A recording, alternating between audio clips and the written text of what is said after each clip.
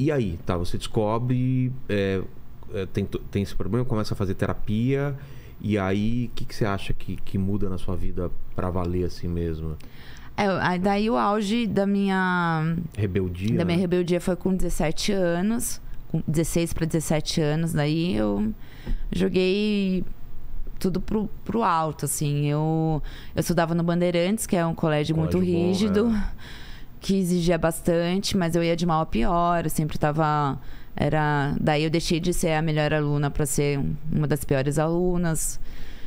E assim, aí eu comecei a fumar maconha, comecei a vida louca, a fumar, a beber, a andar com algumas pessoas que também estavam na minha vibe ali do momento, que também não queriam saber de estudar, não queriam saber de nada. E entrei nessa vibe, assim, cansei de ser legal com os meus pais, cansei de ser boa aluna, e eu não quero mais saber de nada. Mas assim, eu ainda tinha depressão. Aí eu lutava dentro de mim. Era entre a depressão, entre as minhas. Era os altos e baixos. Euforia. Então quando eu tava. Quando eu tava lá embaixo com uma crise deprê, eu ficava mal, não queria sair do quarto. Tava bem pra caramba, entendeu? E daí, com isso, surgiram as brigas que se tornaram muito mais intensas. E muito piores, assim. Então, meu pai cortou... Quando meu pai descobriu pra que usava o dinheiro que ele me dava de mesada, ele cortou.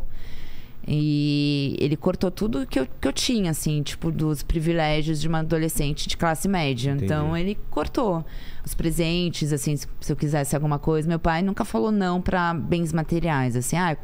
Quero um tênis que tá na moda. Ia lá e comprava. Ganhava mesada. Em relação a isso, eu sempre tive tudo do bom e do melhor. Tudo que eu quis, eu tive. E daí cortou tudo. A partir do momento que ele corta tudo, eu precisava ainda do dinheiro para manter os meus vícios, claro, de adolescentes. E com o que eu fiz? Comecei a furtar os meus próprios pais dentro de casa. Então, eu comecei a tirar... Naquela época, não existia Pix, não existia... Tipo, cartão, era débito, mas as pessoas quase não usavam. Era mais cheque... Ou dinheiro. Então, os meus pais, eles sempre andavam com muito dinheiro. E meu pai, ele sempre guardava muito dinheiro numa gaveta em casa, que todo mundo sabia. Ali da família. Então, eu comecei a furtar tanto dinheiro da bolsa da minha mãe, que sempre tinha muito dinheiro, e sempre dinheiro da gaveta do meu pai. Até que uma das vezes minha mãe flagrou eu pegando dinheiro com... Ela já estava desconfiada, porque ela começou a sentir falta. Então, por exemplo, porque eu entrei também numa... Me dava prazer, porque era a euforia do perigo, de fazer algo muito errado, adrenalina total, meu coração disparava. Nossa, eu tô fazendo uma coisa muito errada. E daí eu comecei... Antes eu pegava de 10 em 10, eu comecei de 50 em 50. Então, assim, às vezes eu pegava, sei lá, R$100. Aí eu ia pro meu quarto. Eu vou lá, eu vou pegar mais 50. Nem precisava. Não precisava mais. Eu ia por, sei lá o quê, por besteira de adolescente. E eu ia lá de novo. E numa dessas vezes, minha mãe me pegou no flagra com a bolsa. E daí ela brigou comigo, toda razão, brigou comigo. E daí, tanto que ela começou a esconder a bolsa dela em outro lugar, mas eu descobri também o outro esconderijo depois. E daí eu entrei nessa fase bem da pior filha do mundo, sabe? A filha que nenhum pai quer ter, assim. E ao mesmo tempo, foi bem a fase de descobertas sexuais, né? Então eu queria namorar, eu queria sair, eu queria saber eu queria iniciar minha vida sexual também.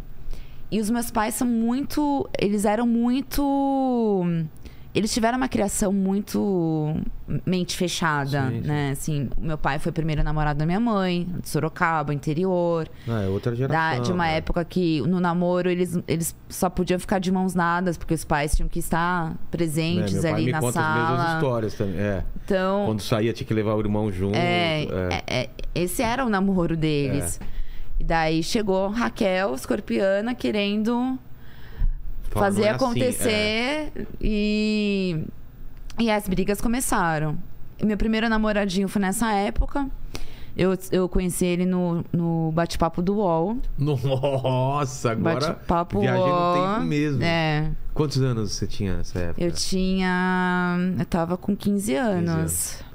Sala de bate-papo da UOL. Porque eu ficava horas no bate-papo. Internet de escada, né? E daí, esse meu primeiro namoradinho, ele era office boy. Tá. E quando meu pai descobriu, e daí ele foi, eu contei pros meus pais que era o primeiro namorado, eles entenderam da maneira deles. Um dia, no domingo, minha mãe fez almoço pra conhecer esse meu namoradinho e tal. E quando meu pai perguntou pra ele a profissão, porque meu pai tinha me perguntado já, o que ele faz? Só que eu falei pra ele que ele estudava, né? Que ele estudava, tá? Porque eu sabia que meu pai já não ia aceitar.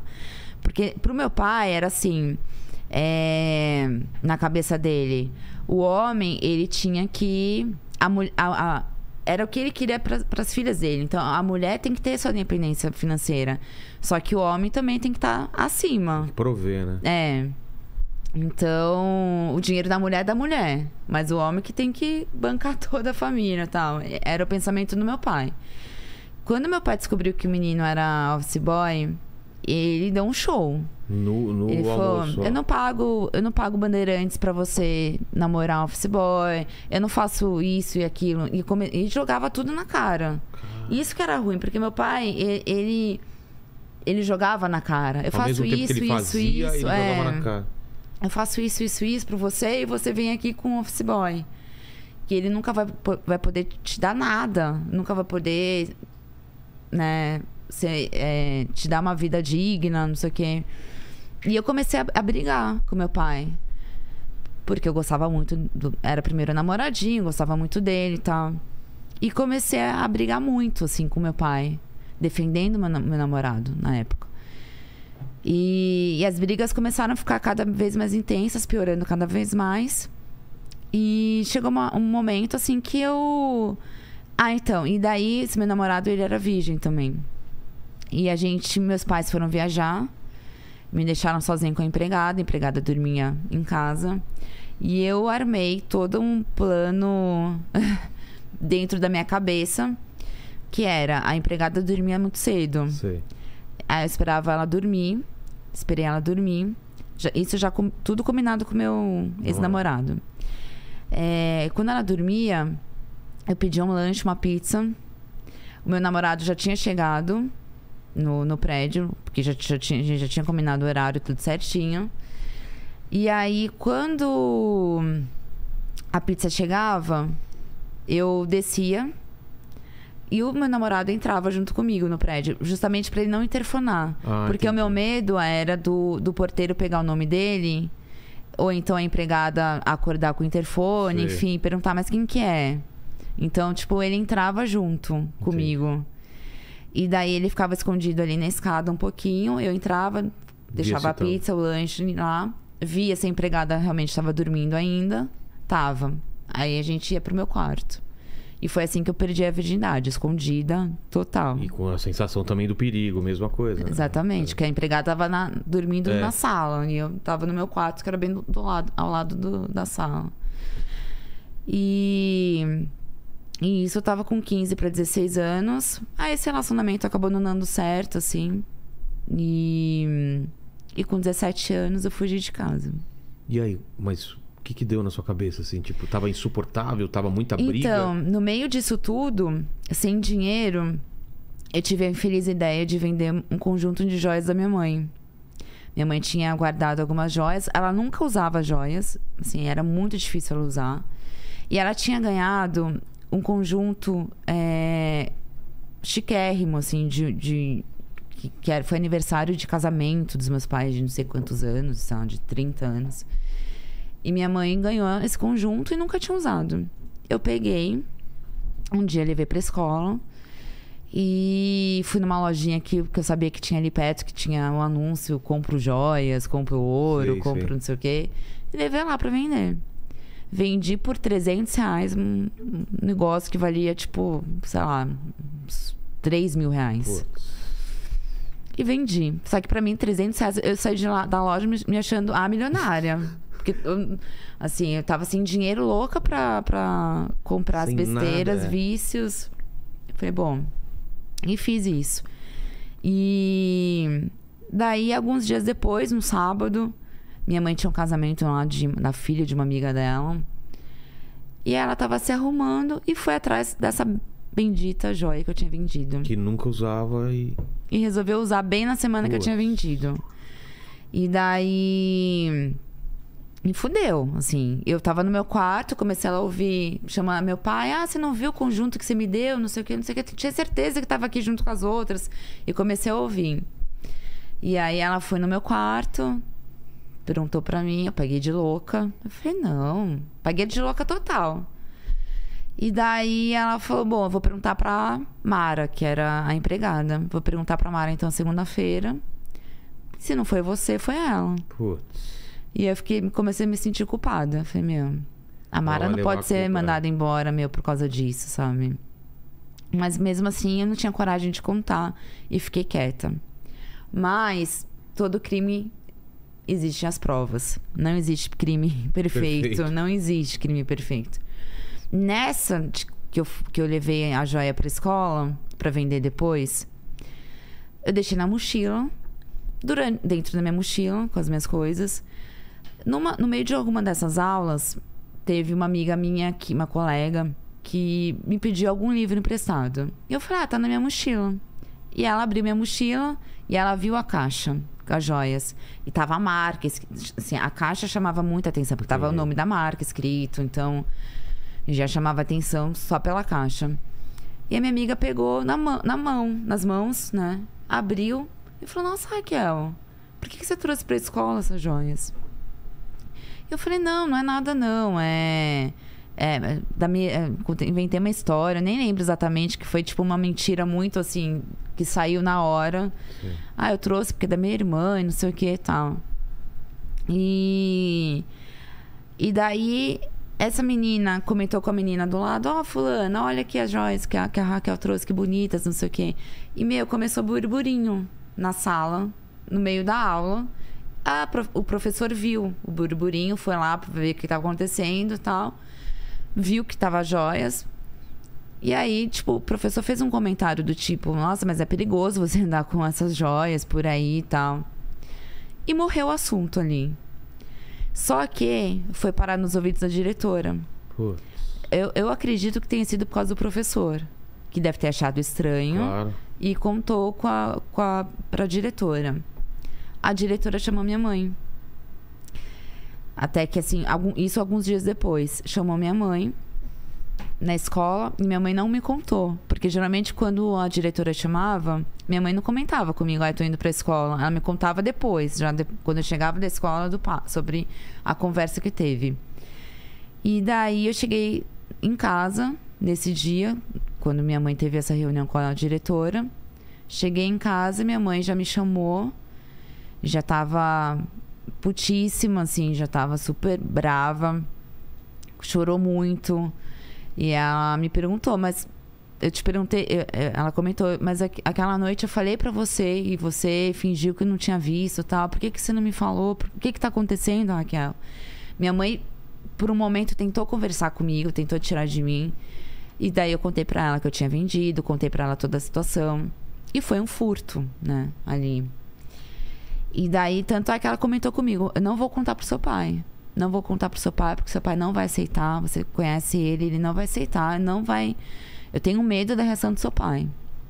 Então vai ficar entre a gente aqui, tal. Passou mais alguns dias, mais uma semana, um pouquinho mais. Um dia eu cheguei em casa, entrei Eu sempre entrei pela cozinha, em casa. Entrei.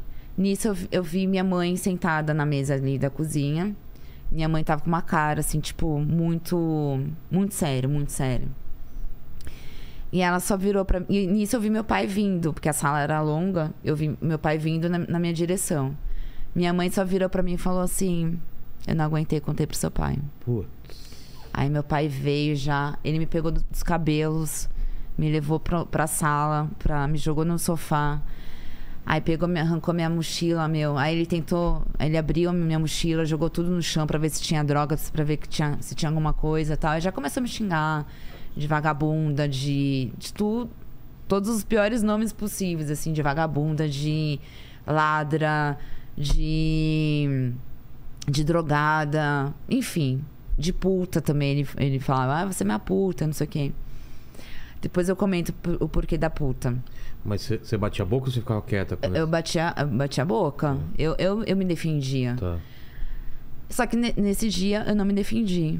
Porque eu sabia que eu estava errada. Eu sabia o quanto eu estava errada ali. E que eu tinha que aceitar a reação dele, né? Eu não podia também esperar menos do que isso. Assim, uma reação diferente do que essa. E daí aceitei. Meu pai bateu muito em mim. Muito, muito, muito. E aí chegou no momento que até eu tava cansada de levar tapa dele. Porque ele batia com a palma a mão dele tava roxa, assim. Nossa. Roxa já. E aí uma hora eu virei pro meu pai e falei, pode me matar, pai. Me mata. Eu sei que o senhor tem vontade de me matar, pode fazer o que quiser comigo. E aí piorou, porque ele ficou com mais raiva de mim e foi.